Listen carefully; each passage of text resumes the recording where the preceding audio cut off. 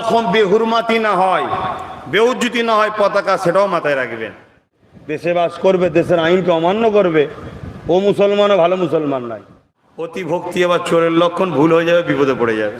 আমার রসুল বলেছেন দেশকে ভালোবাসতে হয়, হব্বুল ওয়াতান, দেশের মহব্বত ভালোবাসা, এটা নবীর সুন্নাত।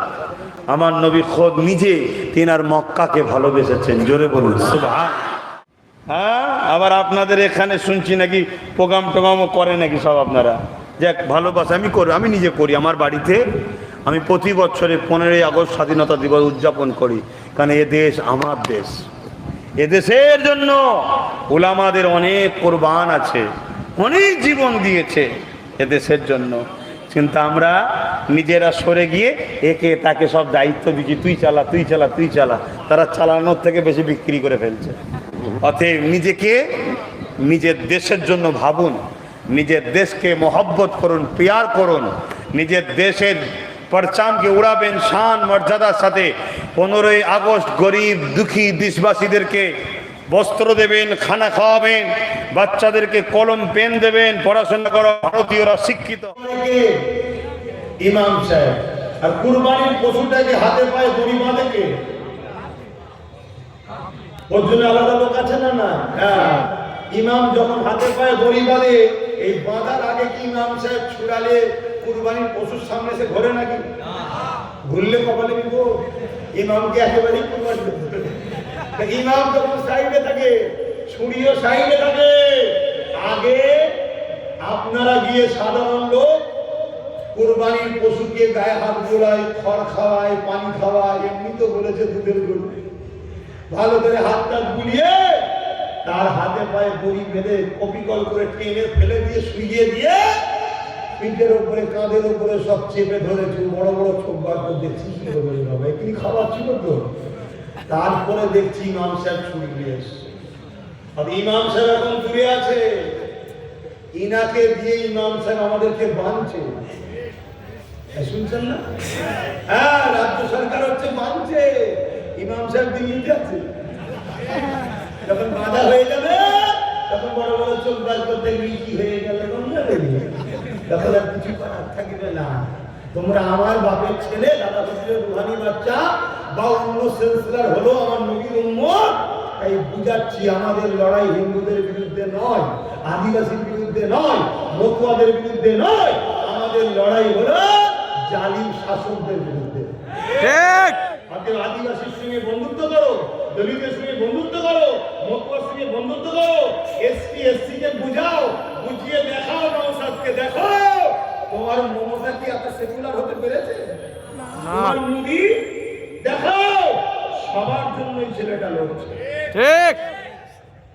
তোমরা জানো কি জানি না, এসআইআর নিয়ে পর্যন্ত সুপ্রিম কোর্টে কেস করেছে, তোমাদের জানা নেই হয়তো। নওশাদ কেস করেছে, তোমরা জানো? কিন্তু এখানে দিদি কি বলছে, এসআইআর এর কারণে নাম বাদ গেলে এখন আবার ভাইপো নেবেছে। ভাইপো দেখছো তো, ওই মুখটা বয়স হয়ে বেঁকে গেছে, চলছে। তা আমি দেখি চেষ্টা করছে, কথা শুনছেন না? শুনছেন?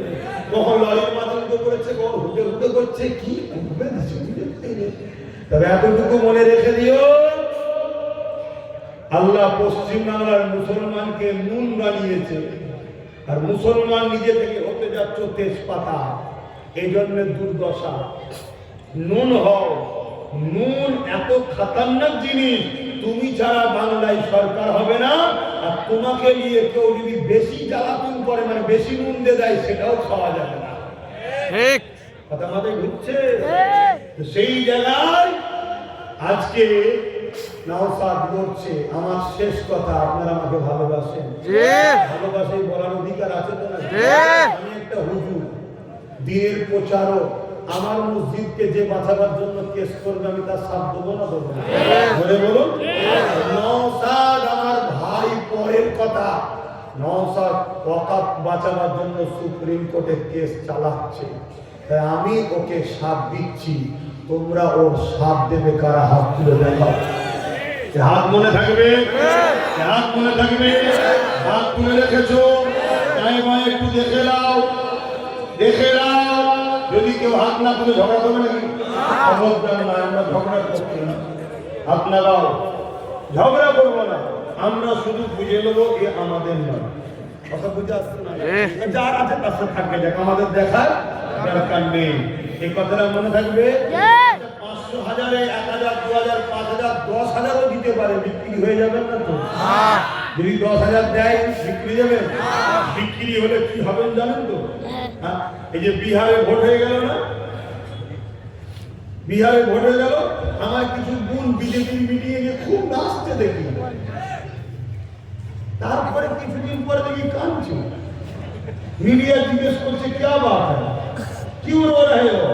बोलते अरे यार 10,000 रुपया दिए थे भगवा वाला, वो वोट दे दिए उन लोगों को, वो लोग जीत के हमारा ही घर तोड़ रहे हैं। 10,000 টাকা দিয়েছে, ভোট দিয়েছি, এখন জিতে আমাদেরই ঘর ভাঙছে। অন্য রাজ্যে বিজেপি যা করছে এই রাজ্যে টিএমসি তাই করছে। অন্য রাজ্যে বিজেপি আরএসএস কে খুশি করছে, এই রাজ্যে টিএমসি আরএসএস কে খুশি করছে। আমাদের সবাইকে শেষ করছে আরএসএস। কথা মনে থাকবে? কথা ক্লিয়ার? এই কথাগুলো একটু বললাম, অসুবিধা হলো?